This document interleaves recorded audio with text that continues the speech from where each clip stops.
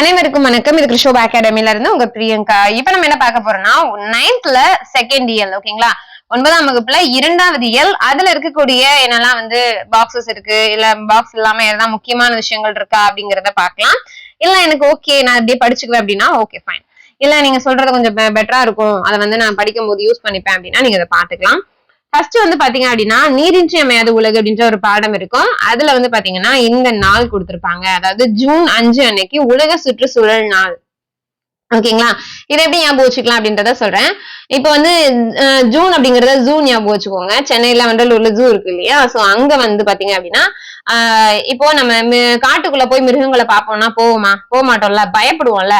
ஆனா அதுவே ஜூக்குள்ள போய் சுத்தி பாருங்கன்னு சொன்னா போவோம். எப்படி போவோம்? பயப்படாம போவோம். அதுதான். அப்ப ஜூல போய் அஞ்சாம சுத்தி பார்ப்போம். அப்ப சுற்றுச்சூழல் நாள் அப்படிங்கறத ஞாபகம் வச்சுக்கலாம். ஓகேங்களா, அதே மாதிரி அடுத்தது பாத்தீங்க அப்படின்னா மழை உழவுக்கு உதவுகிறது, விதைத்த விதை 1000ஆக பெருகுகிறது, நிலமும் மரமும் உயிர்கள் நோயின்றி வாழ வேண்டும் என்ற நோக்கிலதான் வளருது அப்படின்னு சொன்னது யாருன்னு பாத்தீங்கன்னா மாங்குடி மருதனார் அவர்கள். இதை எப்படி ஞாபகம் வச்சுக்கலாம் அப்படின்னா இதுல பாத்தீங்கன்னா மொத்தமாவே பாத்தீங்கன்னா உழவரை பத்தி தான் சொல்லுது. ஓகேங்களா, மழை உழவுக்கு உதவுது. அந்த மழை பெஞ்சதுக்கு அப்புறமா விதைக்கிறது யாரு? உழவர்கள் தான். அப்ப அந்த நிலமும் மரமும் நோய் இல்லாம வாழணும் அப்படிங்கிறது எல்லாமே இதுக்கான பேசிக் அடிப்படையா யாரு பண்ணுவோம் அப்படின்னா உழவர் தான் பண்ணுவாங்க. அப்ப இந்த உழவுக்காக மாங்குன்னு கஷ்டப்பட வேண்டியதா இருக்கு அப்படின்னு ஞாபகம் வச்சுக்கோங்க. சோ மாங்குடி மருதனார் அவர்கள் தான் இதை சொன்னது அப்படிங்கறத ஞாபகம் வச்சுக்கலாம். அடுத்தது பாத்தீங்க அப்படின்னா கல்லணையில இது உங்களுக்கு சார் ஆர்தர் காட்டன் அவர்கள் இருக்காரு இல்லையா, சோ அவர் தான் இந்திய நீர்ப்பாசனத்தோட தந்தை. சோ ஆர்தர் காட்டன் அவர்கள் தான் இந்த அணையுமே கட்டியிருப்பாரு.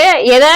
கல்லணை அடிப்படையா வச்சு, இத கரிகால சோழன் அவர்களோட கட்டின கல்லணையை அடிப்படையா வச்சு இதை அவங்க கட்டியிருப்பாங்க.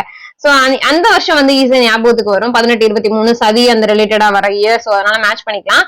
இந்த வருடம் தான் மறக்கக்கூடிய ஏரியா, அதனால இதை எடுத்துட்டு வந்திருக்கேன். 1873 கோதாவரி ஆற்றின் குறுக்கே தௌலீஸ்வரர் அணையை கட்டினது யாருன்னா சார் ஆர்தர் காட்டன் அவர்கள். ஓகேங்களா, இதை எப்படி ஞாபகம் வச்சுக்கலாம்னா எழுந்து முன்னாடி ஆத்தா முன்னாடி தௌலத்தா நிப்பியா? ஆத்தானா அம்மா. ஓகேங்களா, அப்ப எழுந்து ஆத்தானா அம்மா எனக்கு தெரியாதான் கேட்க கூடாது, ஜஸ்ட் ஷார்ட்கட்டுக்காக மேட்ச் பண்றேன். சோ எழுந்து முன்னாடி ஆத்தா முன்னாடி தௌலத்தா நிக்கலாமா அப்படின்னு ஞாபகம் வச்சுக்கோங்க. சோ எழுந்து முன்னாடின்றது 7-3. ஓகேங்களா, 73 வந்துருச்சா.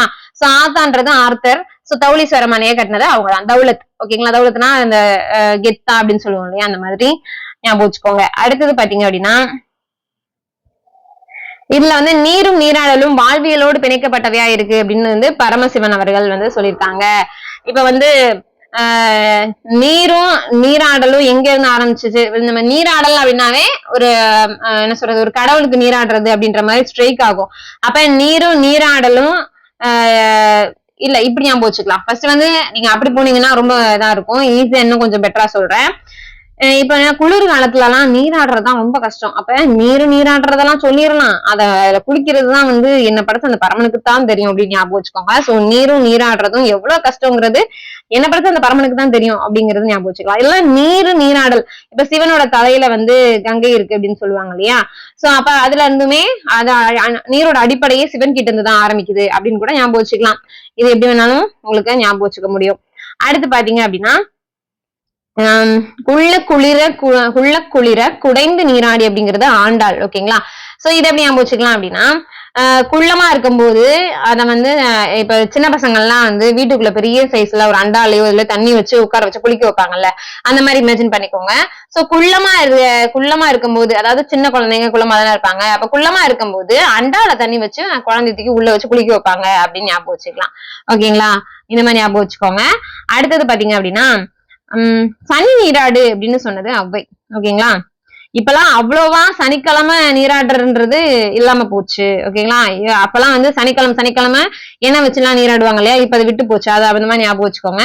இப்பெல்லாம் அவ்வளவா சனிக்கிழமை யாரும் நீராடுறது இல்ல, அவ்வளவான்றது இங்க அவ்வை.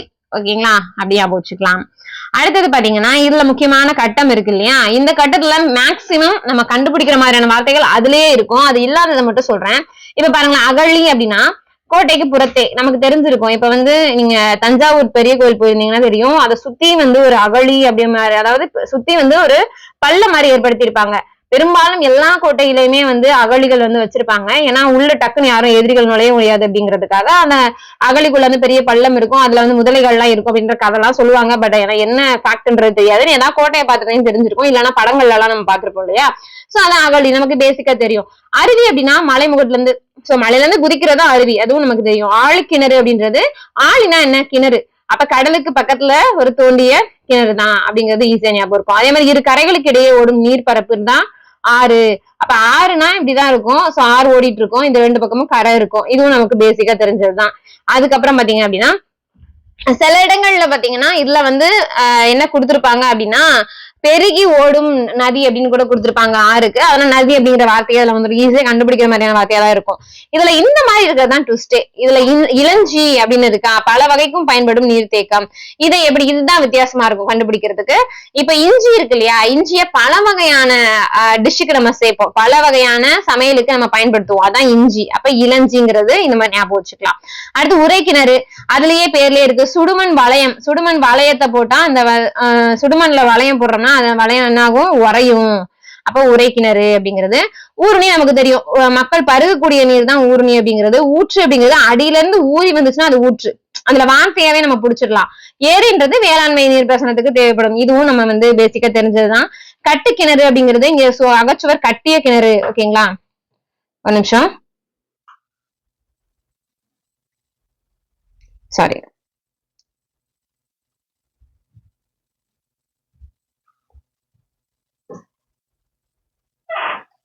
சாரி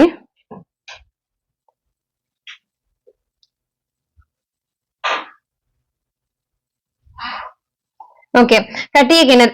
இதுல வந்து கட்டு கிணறு அப்படிங்கிறதுக்கு கட்டிய அப்படின்ற இங்க வார்த்தை வந்திருக்கிறதுனால இதுவும் வந்து பேசிக்கா இது ஞாபகத்துக்கு வந்துரும். அடுத்தது பாத்தீங்க அப்படின்னா இங்க வாங்க. சோ கடல், கடல்னு இருக்கு. சோலைகள் கொண்ட உப்பு நீர், இதுவும் பேசிக்கா நமக்கு தெரிஞ்ச வார்த்தை தான். கண்மாய் அப்படிங்கிறது பாண்டிய மாநிலத்துல ஏரிக்கு வழங்கப்படும் பேர், இதுவும் நம்ம கண்டுபிடிச்சிருவோம். அந்த லெசன்லயே இதுல சொல்லியிருப்பாங்க இல்லையா. இதுல இந்த இடத்துலதான் குண்டம் குண்டு, இதுதான் வந்து வித்தியாசமா இருக்கும். இதை எப்படி ஞாபகம் வச்சுக்கிறது அப்படிங்கிறதுக்காக பார்ப்போம். இதை ஏதாவது ஒண்ணு ஞாபகம் வச்சுக்கிட்டா போதுமானது. இதுல ஏதாவது ஒண்ணு ஞாபகம் வச்சுட்டா அடுத்த ஞாபகத்துக்கு வந்துடும். ஓகேங்களா, நம்ம குண்டம்ன்றதை எடுத்துக்குவோம். சிறியதாய் அமைந்த குளிக்கும் நீர்நிலைன்னு இருக்கா. இப்ப குழந்தைங்க எல்லாம் பெரிய பெரிய ஏரிக்கு எல்லாம் கூட்டு போய் குளிக்க வைக்க மாட்டாங்க. சின்னதா ஏதாவது குளம் இருந்துச்சுன்னா அங்கே கூட்டு போய் குளிக்க வைப்பாங்கல்ல. அப்ப வந்து அந்த குழந்தைங்களை உள்ள இறக்காம என்ன பண்ணுவாங்கன்னா வெளியிலேயே உட்கார வச்சுட்டு சின்னதா ஒரு குண்டான் கொடுத்து அள்ளி வந்து ஊத்தி குளிச்சுக்கோ அப்படின்ற மாதிரி சொல்லிடுவாங்க. அப்ப சின்னதா அமைந்த குளத்துலதான் ஒரு குண்டானை கொடுத்து குழந்தைங்களை குளிக்க வைப்பாங்க. அவ்வளவுதான், சிம்பிள். அப்ப குண்டுன்றது நமக்கு வந்து ஞாபகம் வச்சுக்கணும் அவசியமே இல்லை. இது இல்லைன்னா இதுதான் அப்படின்ற ஆப்ஷனை சூஸ் பண்ணிக்கலாம். குமிழி ஊற்று, கொப்பிடிச்சு வரும்போது அங்க குமிழி தான் வரும். குமிழினா பபிள்ஸ். ஓகேங்களா, கொப்பிடிச்சு வரும்போது குமிழி வரும் அப்படின்றத ஞாபகம் வச்சுக்கலாம். அதுல இருக்கக்கூடிய வார்த்தையை பயன்படுத்திக்கலாம். அடுத்து கூவல் அப்படின்னா உவர்மண் இருக்குல்ல. இப்ப ஓப்பா இருக்கிற தண்ணி, ஓகேங்களா, ஓப்பா இருக்கிற தண்ணியை குடிச்சோம்னா நம்ம கூவுவோம், என்னப்பா ஓப்பா இருக்கு அப்படின்னு சொல்லி என்ன பண்ணுவோம், கூவுவோம். அப்ப கூவல் அப்படிங்கறத ஞாபகம் வச்சுக்கலாம். அடுத்து கேணி அப்படின்னா அகலமும் ஆழமும் பெருசா இருக்கக்கூடிய கிணறு தான், அது நமக்கு பேசிக்கா தெரியும். அடுத்து புனர்குளம் அப்படின்றது நீர்வரத்து மழையின்றி மழை நீரையே கொண்டுள்ள குளிக்கும் நீர்நிலை. அதாவது என்னன்னா அந்த இடத்துல வந்து மழை எல்லாம் இருக்காது, மழை நீர் இருக்கும் போது மழை பெய்யும் போது தண்ணி தேங்கும், அதுக்கப்புறம் ட்ரை ஆயிரும், மறுபடியும் மழை வரும்போது அந்த இடத்துல தண்ணி தேங்கும், அவ்வளவுதான். அப்ப இந்த இது எப்படி இருக்குன்னா புனரமைக்காம இருக்கு. ஓகேங்களா, மழை நீரை புனரமைக்காம இருக்கக்கூடிய ஒரு குளம், அப்ப புனர்குளம். அடுத்தது பூட்டை கிணறு அப்படிங்கிறது கமலை நீர் பாய்ச்சும் அமைப்புள்ள கிணறு. இதை எப்படி ஈஸியா ஞாபகம் வச்சுக்கலாம் அப்படின்னா வசூல் ராஜா MBBSல வந்து கமல் சார் என்ன பண்ணுவாரு அப்படின்னா மாமே நீ பூட்ட கேஸ் அப்படின்னு சொல்லுவாரா. சோ அப்ப கமல்ல வந்து என்ன சொல்லுவாரு அப்படின்னா மாமே நீ பூட்ட கேஸ்ன்னு சொல்லுவாரு. பூட்டை கிணறு அப்படிங்கறத நீங்க ஞாபகம் வச்சுக்கலாம். அவ்வளவுதான். சோ அடுத்து பாத்தீங்க அப்படின்னா விவசாயத்திற்கும் குடிநீருக்கும் உதவும் முல்லை பெரியார் அணையை கட்டினது யாரு, ஜான் பென்னிக்விக் அவர்கள் தான். இது எப்படி வச்சுக்கிறது. சோ பொதுவாவே ஆறுனாவே வந்து வேகமா தான் வரும், அதுவே பெரிய ஆறா இருந்துச்சுன்னா குயிக்கா வரும். ஓகேங்களா, அப்ப பெரியார் அணையை கட்டினது யாரு, பென்னிக்விக் அவர்கள் அப்படின்னு ஞாபகம் வச்சுக்கலாம். அடுத்தது பாத்தீங்கன்னா தமிழ் மொழி அவர்களுடைய ஒரு கவிதை கொடுத்திருப்பாங்க. சோ அதுல இருக்கக்கூடியது என்ன ஞாபகம் வச்சுக்க முடியும் அப்படிங்கறத பார்ப்போம். பட்டமரம் அப்படின்ற தலைப்புல கொடுத்திருப்பாங்க. இதுல அவர் எழுதின நூல்கள்லாம் அவரோட படைப்புகள்லாம் வந்து கொடுத்திருப்பாங்க, அது ஞாபகம் வச்சுக்கிற மாதிரி சொல்றேன். இத ஒரு ஸ்டோரி மாதிரி சொல்றேன், ஜஸ்ட் ஞாபகம் வச்சுக்கோங்க. தமிழர் சமுதாயத்துல மாதவி, ஓகேங்களா, தமிழர் சமுதாயத்துல மாதவி அவங்க மேல கவிஞன் ஒருத்தன் காதல் கொள்றாங்க. அப்படி காதல் கொள்ளும் போது வீரத்தெல்லாம் வரவழைச்சுக்கிட்டு அவங்க கிட்ட இன்னைக்கு சொல்லிடலாம் அப்படின்னு என்ன பண்றாங்கன்னா மே தினத்தன்னைக்கு கிளம்புறாங்க. மே தினத்தன்னைக்கு போய் கண்ணப்பன் கிட்ட கிளியும் குருவியும் வாங்கிக்கிறாங்க. அப்ப இதெல்லாம் பிரசன்ட் பண்ணலாம், பேர்ட்ஸ் எல்லாம் பிரசன்ட் பண்ணி நம்ம சொல்லிடலாம் அப்படின்னு பிரசன்ட் பண்றதுக்காக வாங்கி போய் சொல்லிடுறாங்க. சொன்ன உடனே அப்படியே ஷாக் ஆயிடுறாங்க. மாதவி அப்படி சிலை மாதிரி நின்னுடுறாங்க. அப்ப நிலை பெற்ற சிலை. ஓகேங்களா? திருப்பி சொல்றேன். தமிழ் சமுதாயத்துல மாதவி கிட்ட கவிஞன் ஒருத்தவங்க காதல் கொள்றாங்க. சோ அவங்க வந்து வீரத்தை வரவழைச்சிட்டு மேதனத்துல போய் சொல்லிடலான்னு கண்ணப்பன் கிட்ட கிளியும் குருவியும் வாங்கிட்டு போய் சொல்றாங்க. சொன்னோன்னு அப்படியே சில மாதிரி ஷாக் ஆயிடுறாங்க. சோ அப்ப வந்து ஒரு ஒளி பிறக்குது. தமிழ் ஒளியை சேர்க்கணும்ல, சோ அப்ப வந்து ஒரு ஒளி பிறக்குது. அதுதான் வந்து தமிழ் ஒளி. ஓகேங்களா? சோ இந்த மாதிரி நீங்க ஞாபகம் வச்சுக்கலாம். அடுத்தது பாத்தீங்க அப்படின்னா, இதுல நமக்கு பேசிக்கா தெரிஞ்ச விஷயங்கள் தான் இருக்கும். அதுல பெரும்பாலும் வந்து ரொம்ப கஷ்டப்பட்டு நம்ம ஞாபகம் வச்சுக்கிற மாதிரி எந்த விஷயங்களும் கிடையாது. சோ இதுல வந்து அப்ப இதெல்லாம் நம்ம ஈஸியா ஞாபகம் வச்சுக்கிற மாதிரி பேசிக்கா எல்லாமே தெரிஞ்சிருக்கும். இதனால சொல்றேன். இதுல வந்து நம்பியாண்டார் நம்பி அவர்கள் எழுதுனது. ஓகேங்களா? நம்பியாண்டார் நம்பி அவங்க எழுதுனது திருத்தொண்டர் திருவந்தாதி தான் இல்லையா? சோ இதை அப்படி ஞாபகம் வச்சுக்கலாம்.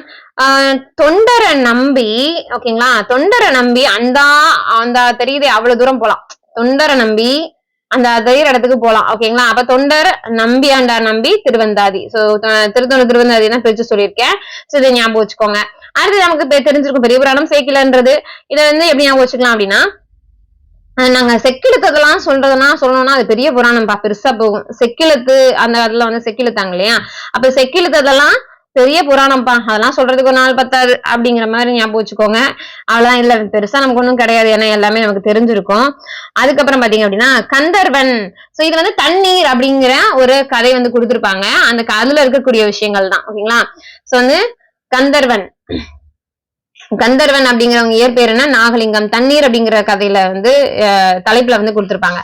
இதை எப்படி வச்சுக்கலாம்னா தண்ணீர். ஓகேங்களா? தண்ணீர்னு போச்சுன்னா அது கோமல் சுவாமிநாதன் அங்க போயிரும். நீங்க தண்ணீர் மட்டும் தான் தலைப்பு. அந்த தண்ணீர் வந்து இப்ப கந்தர்வன் அப்படிங்கறத கந்தர்ப்பம்னு ஞாபகம் வச்சுக்கோங்க. ஓகேங்களா? கந்தர்ப்பம்ன்றது பாத்தீங்கன்னா ஒரு பணியார மாதிரியான ஒரு பலகாரம், உங்களுக்கு தெரிஞ்சிருக்கும்னு நினைக்கிறேன். அந்த கந்தர்ப்பத்துல தண்ணி ஊத்துனா அது வந்து ரவுண்டா வராம லிங்க வடிவத்துல வந்துரும். ஓகேங்களா? அப்ப தண்ணீர்ன்ற தலைப்புல கந்தர்வன் எழுதுனது நாகலிங்கம். ஓகேங்களா? சரி, ஓகே. இதுல அவங்க எழுதுனது என்னென்ன? சாசனம் ஒவ்வொரு கல்லாய் கொம்பன். சரி, அந்த கந்தர்ப்பத்தை எடுத்துட்டு போய் நம்ம என்ன பண்றோம், கொம்பன் மாதிரி சாஞ்சிருக்கிட்ட ஒரு ஆள்கிட்ட கொடுத்தோம்னா அவர் என்ன பண்ணுவாருன்னா கடுப்பாயிருவார். இதெல்லாம் கந்தர்ப்பமா, கல்லா செஞ்சு வச்சிருக்க அப்படின்னு சொல்லி தூக்கி எறிஞ்சிருவாரு. ஓகேங்களா? அவ்வளவுதான். இந்த மாதிரி நீங்க ஞாபகம் வச்சுக்கலாம். அடுத்து பாத்தீங்க அப்படின்னா, இது வந்து பேசிக்கா நம்ம ஏற்கனவே நம்ம நிறைய இடங்கள்ல பார்த்த கேட்ட ஒரு நூல்கள் தான். ஓகேங்களா? சோ அழகின் சிரிப்பு, பாவேந்தர் பாரதிதாசன். இது நமக்கு நிறைய இடத்துல நம்ம பார்த்திருப்போம், தெரிஞ்சிருக்கும். சோ வந்து இதை எப்படி ஞாபகம் வச்சுக்கலாம் அப்படின்னா, ஒரு அழகான சிரிப்பை பார்த்தோம்னா அந்த சிரிப்புக்கு நம்ம தாசன் ஆயிரும். தாசன் அப்படின்னா ஒரு அடிமைங்கிற மாதிரியான ஒரு பொருள் வச்சுக்கோங்களேன். அடிமைன்னு சொல்ல முடியாது, நம்ம விருப்பப்பட்ட ஒரு இது. அப்ப அழகான சிரிப்பை பார்க்கும் போதுதான் நம்ம அதுக்கு வந்து தாசனா மாறிடுவோம் அப்படின்னு ஞாபகம் வச்சுக்கோங்க. பாரதிதாசன். தண்ணீர் கோமல் சுவாமிநாதன். ஓகேங்களா? சோ வந்து தண்ணின்னு கேட்டுட்டே இருப்போம், கொடுக்க மாட்டாங்க. அப்படியே கோவமா எழுந்திரிச்சு போய் நம்மளே வந்து எடுத்துக்குவோம். ஓகேங்களா? அப்ப தண்ணீர்ன்றது கோமல் சுவாமிநாதன் அப்படிங்கறது ஞாபகத்துக்கு வச்சுக்கலாம். அது தண்ணீர் தேசம்ன்றது வைரமுத்து அவர்கள் எழுதுனது. சோ வந்து இந்த காதல் தேசம் அந்த மாதிரி எல்லாம் வந்து இதுக்கு பாடல் எழுதுனதெல்லாம் வந்து வைரமுத்து அவர்களா இருப்பாங்க இல்லையா? அது மாதிரி தண்ணீர் தேசத்துக்கும் வைரமுத்து தான் பாடல் எழுதினாங்க, ஞாபகம் வச்சுக்கோங்க. அடுத்தது வாய்க்கால் மீன்கள் அப்படின்றது இறையன்பு. வாய்க்கால்ல மீன்கள்லாம் போச்சுன்னா அது இறைச்சு வெளில எடுப்பாங்க. ஓகேங்களா? அத இறைச்சு வெளில எடுப்பாங்க. வாய்க்கால்ல மீன் போகுதுன்னா அதை இறைச்சுதான் பிடிப்பாங்க அப்படின்னு ஞாபகம் வச்சுக்கோங்க. அடுத்து மழைக்காலமும் குயிலோசையும் மா கிருஷ்ணன் அவர்கள். சோ மழை காலத்துல இப்ப வந்து லிட்டில் கிருஷ்ணா எல்லாம் பாத்தீங்கன்னா அது வந்து அந்த குயிலோசை பேக்ரவுண்ட்ல கேட்கும். மழை காலத்துல கிருஷ்ணர் என்ன பண்ணுவாரு அப்படின்னா அந்த புல்லாங்குழல ஊதிட்டு போவாரு. ஓகேங்களா? அப்ப மழை காலத்துல கிருஷ்ணன் வாசிக்கிறது குயிலோசை மாதிரி இருக்கும் அப்படின்னு கூட ஞாபகம் வச்சுக்கோங்க. சோ அவ்வளவுதான். இதுல இருக்கக்கூடிய முக்கியமான ஏரியாக்கெல்லாம் நம்ம ஷார்ட்கட் பார்த்துட்டோம். சோ கண்டிப்பா உங்களுக்கு பயனுள்ளதா இருக்கும். மீண்டும் அடுத்த பதிவில் சந்திக்கிறேன். நன்றி.